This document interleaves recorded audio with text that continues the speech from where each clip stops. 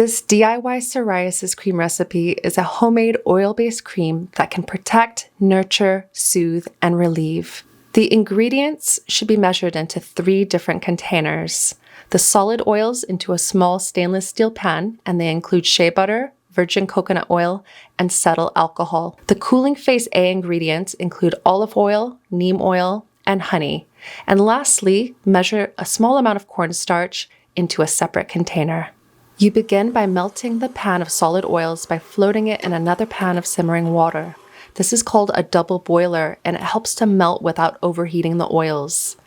Then when it's melted, take the pan off the heat and pour the oils into a stand mixer's bowl.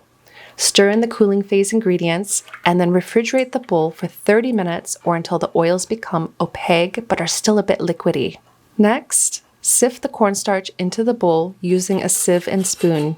Cornstarch helps to reduce the oiliness of the cream and is also used as a treatment for psoriasis. Using the stand mixer, whip the ingredients for 3 to 5 minutes on high. You can use a silicone spatula to push the solid oils at the sides of the bowl back into the center. The aim is to mix the ingredients and create a lot of tiny air bubbles. Then you want to refrigerate the bowl for a further 10 minutes. When you take it out, the ingredients inside will have set solid. Take the bowl back to the stand mixer and whip it for up to 5 minutes or until it's creamy and glossy. Then you can spoon the mixture into clean jars or cosmetic containers. To finish up, leave the DIY psoriasis cream to rest for 1 day at room temperature. The final consistency is less like lotion and more like a creamy salve. Firm, but still scoopable with your fingers, and it will melt quickly as you massage it into your skin. Use it as and when you need all over, but especially for elbows, knees, hands, and nails.